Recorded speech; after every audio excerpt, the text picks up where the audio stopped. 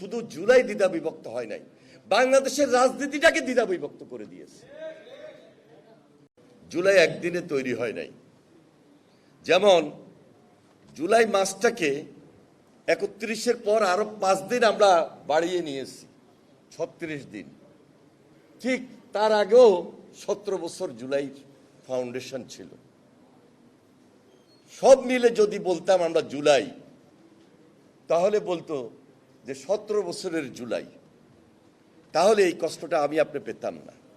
কিন্তু 36 দিন প্লাস জুলাইয়ের যে বৃত্তি, এই বৃত্তিটাকে যারা দ্বিধা বিভক্তি বা পাঠ সৃষ্টি করেছে, এই জন্যে বলছি আমাদের মনে এখনো অনেক জ্বালা, এবং এই জ্বালার জন্য আমাদের কিছু ভাই ব্রাদার ওরাই দায়ী। জুলাই পাঠ তো হাসিনা করে যায় নাই। হাসিনা যেটা করেছে তার বিরুদ্ধে আমরা সবাই ঐক্যবদ্ধ ছিলাম, ঐক্যবদ্ধ আন্দোলন করেছি, এবং ফ্যাসিস্টের বিরুদ্ধে লড়াই করতে গিয়ে কেউ কখনো আমরা পিছপা হই নাই। এটা ছিল দৃশ্যমান।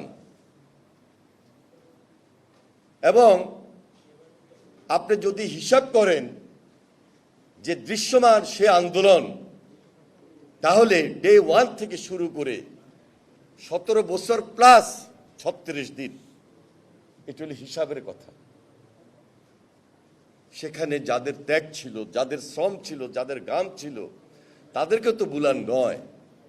এবং যারা গুম শিকার হয়েছেন, খুনের শিকার হয়েছেন, সেই পরিবারগুলোকে শুধু সমবেদনা জানিয়ে তো আমরা শেষ করতে পারবো না। তারপরও ধরেন সমবেদনা জানালাম, কিন্তু যখন ওই পরিবারগুলো চোখের সামনে দেখে যে না, এখানে একটা দ্বিধা বিভক্তি তৈরি হয়েছে, তখন কষ্টটা আরো বেড়ে যায়।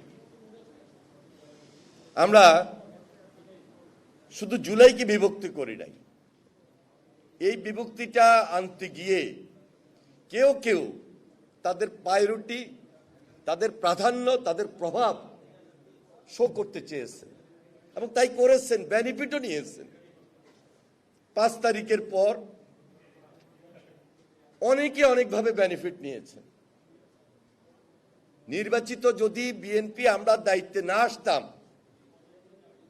তাহলে এই কথাগুলোকে অন্যভাবে বলতাম। কিন্তু নির্বাচনের আগ পর্যন্ত বেনিফিট নিয়েছেন, এখনো বেনিফিট নেওয়ার চেষ্টা করছেন, এখনো ভয়াবহভাবে বেনিফিট নিতে চাচ্ছেন। আমার 25 তারিখ পর্যন্ত যেটা স্মৃতিতে জানা আছে, দেখা আছে, এমন কোন জায়গা নাই ভিন্ন নামে, ভিন্ন নাম্বারে, বিভিন্ন জেলায়, নিজের জেলায় ছাত্র রাজনীতির সঙ্গে যারা জড়িত ছিলেন তাদের কাছে টেলিফোন না করেছে, উদ্বুদ্ধ করার জন্য, আন্দোলনকে বেগবান করার জন্য। 17 বছর আন্দোলন করতে গিয়ে আমাদের মতো লোক কমপক্ষে 12 বার, 13 বার, 14 বার, হয়তো বা হিসাব করলে 17 বারও আমরা জেলবন্দি ছিলাম। আমরা আহত হয়েছি, মৃত্যুর সঙ্গে পাঞ্জা লড়েছি, রক্ত দিয়েছি, তাও পিছপা হই নাই।